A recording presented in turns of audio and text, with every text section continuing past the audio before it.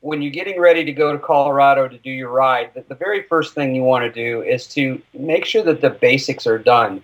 Make sure that, your linkage is unstuck. Make sure you've got, all your bushings greased. All the normal basic things that you should typically do anyway, but most of us are too excited to go riding, right? So assuming that all that's done and your forks are in the clamps where you want them, you need to set your sag right.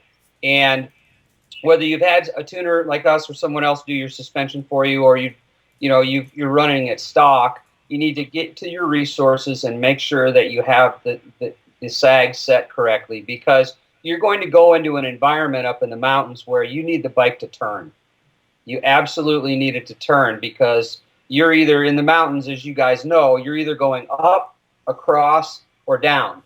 And typically you're not going straight up, you're going like this, back and forth, up 29 switchbacks, or Yeah. fair trail, or Alpine trail. whatever other trails you guys come across up there. And the same for coming down. So having the bike balanced, I always just harp on this, but all the new bikes, they have to be balanced front to back. They can't ride stink bug. They can't ride two drop down in the back. You'll suffer either way. So make sure you sag set right.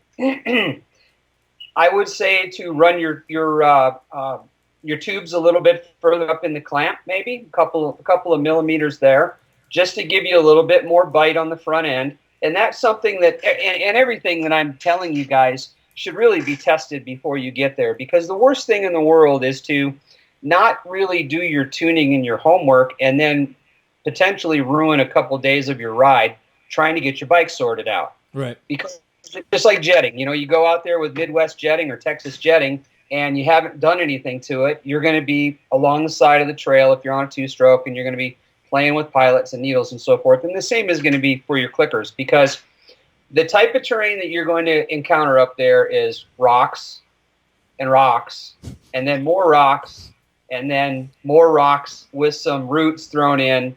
And then it'll be a little moist in the morning, and it'll be nirvana for an hour, and then you're going to come out after lunch and you're going to get rained on, and then you're going to be riding in the mud, and then it's going to get slippery because you're freight training behind all your buddies, and the mud's all over the rocks. And so the point being is that do your homework first, try some different settings, and I'll talk about those in a second, but try and sort your bike out if you can before you go out there. You'll be a lot happier. You'll definitely have a better time. And the typical days that we would pull in Colorado would be 100 to 130 miles. It would be on the two strokes, that's 3 tanks of gas. Right. So we would set up our loops. We'd make a loop from Pitkin to Crested. We'd make a loop from Pitkin to Sargents, and then we'd go south and come back. So you are always hitting a gas station, or go to Aspen, or even go over Monarch Pass, over that way. So the days will typically be longer, which means that if your setup is brutalizing you, if your forks are harsh, or your shock is kicking you, then it's going to do that all day long, every day for the whole trip. Essentially, if you don't do some things that change it. So I can't stress enough to start out, get your sag set, make sure that everything is lubed up, make sure you have a consistent tire pressure, because as you go up in altitude, your tire pressure is going to change. Make sure you've got the type of tires you're going to run in there. You've spent some time on those tires, and you know how they grip and so forth. And then after that, it comes down to, what do we do with our clickers, right?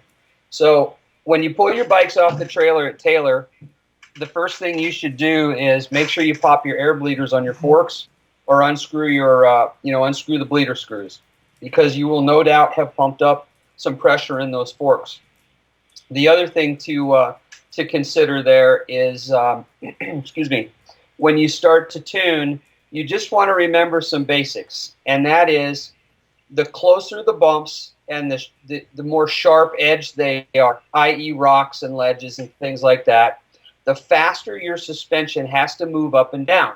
So if you break that down into from here to 100 yards down, typically any Rocky Mountain trail, you're going to hit 20 to 150 rocks, right? A crap ton. So if you think about it, if you're going up there with your moto settings, for example, where you've been on the moto track and you need to take your off-road setup and stiffen it and slow it down so it stays up in the stroke and it doesn't bounce up and down on you so much. Well, if you take that into the rocks what's happen is you're going to hit 2 or 3 of them, and you're going to start to deflect in the front, and you're going to kick in the back or kick up or kick sideways. What's happening is it's too much compression and too slow on rebound. So the first thing to try if you're in that situation, let's assume that somebody listening didn't go up there with their clicker set or didn't have a chance to tune. In general, you want to go pretty significantly softer on your compression and softer or faster on your rebound. So I hate to use generalizations, but if you have a well-tuned single track bike from the woods or from Texas and you go to the rocks in the mountains, you want to be a good 25 to 35% softer on your compression. So, think about it. That's a pretty big movement on your clickers, right? Yeah, that's a lot of movement. Yeah. I mean, that's like 6 clicks on a Showa KYB or a beta setup, a little bit less on the KTMs and Huskies. But think about that, because what you need to do is you're going to be in a lot of situations where traction is not really going to be as readily available as you want. And I think about coming out of dinner station and climbing up the switchbacks to get up to the high country Dr. Park north of Taylor, right in there. So for people who haven't been there, it's a gnarly switchbacked out, chopped up, whooped out. It's been there for 30 or 40 years. So you'll come around a switchback and you'll be faced with a route that's this far off of the ground. If you can see that, I'm motioning about 12 to 14 inches off the ground, that somebody sat there over the years and sawed their tire against. So you have to, you may not be carrying a lot of momentum, so you have to either run that front tire into that route and have that suspension absorb that blow without stealing your momentum. So if your suspension is too stiff, you're going to bounce into that thing and the front end's going to go straight up, and all of a sudden you're going to be probably back down the trail or stopped. Yep. And that's the worst thing on a switchback trail, is to get stopped. So what you need to do is have the front suspension and the rear soft enough so it absorbs the blow, but then it also needs to rebound fast. So if you get over that imaginary route there, and the next thing you've got is shelf trail and ledges all the way up, if your rebound is too slow, what's going to happen is you're going to start to feel the suspension be very harsh and unforgiving, because you're going into those successive bumps or rocks or ledges, as we're calling them in this situation, and the suspension doesn't have enough time to rebound back. So in general, when I push down on a bike up in the high country, all my buddies are like, "Hey, check my stuff. Is it all good?" If I push down on it on the back of the seat and it really follows my hand back up, and I push down on the bars and it feels, a little overly springy, you're probably in the ballpark. Okay. And it may sound a little crazy, because when you start riding your bike, it doesn't feel like maybe it did for the rest of the year, but you're not tuning for that. You're tuning for an extreme. Yeah. Riding in the mountains, riding in the rock fields, riding Tennessee Knockout, riding King of the Motos. That's an extreme race, extreme event, extreme week in the mountains. So think about that. You have to make a pretty big move in your suspension.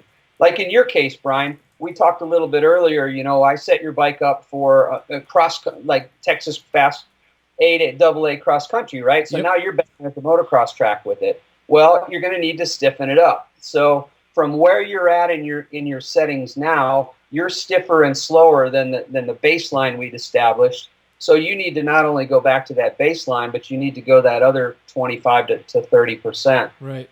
So it's quite a big movement. So I would tell guys out there, get used to the bike moving around underneath you in the rocks, especially when you're trying to climb. It's not, there's the traction out there is not necessarily that great unless it rains, and then it's the best thing ever. But when dry, you typically have embedded rock, you have loose rock, and you're trying to climb through that stuff. And, you're not the first guy down those trails, so they've been around a while. And so it can look literally like, holy smokes, how did anybody ever climb up this thing? Right. There's a couple sections on the Colorado Trail that, they're not necessarily steep hills, but they've been chewed up so much that, you're riding in 4 inches of silt with rocks embedded in that, with rocks loose, and then stuff skittered all over the place. So the bike on the front has to be able to absorb those things and reset itself for the next hit. If it doesn't, if you think about your suspension in thirds, the first third is very plush and supposed to move very fast. Then it slows down in the mid-stroke, and then the back, or the last third, I should say, of the suspension is where your bottoming is. Where you want to live when up in the mountains is in that first third, maybe the first 2/3 of the suspension. So it needs to be able to float up in there. If the bike is too stiff, the whole suspension and wheels will move up. If it's way too soft, if you go too far on your clickers, then everything just falls through, and now it's riding down in the stiffer part of the stroke. Yep. So it is possible to go too far. And that's why I stress again, take the time to go run up and down a gnarly wash, or find some roots to hit back in the back 40, and and get a basic feel for how you think the bike should feel.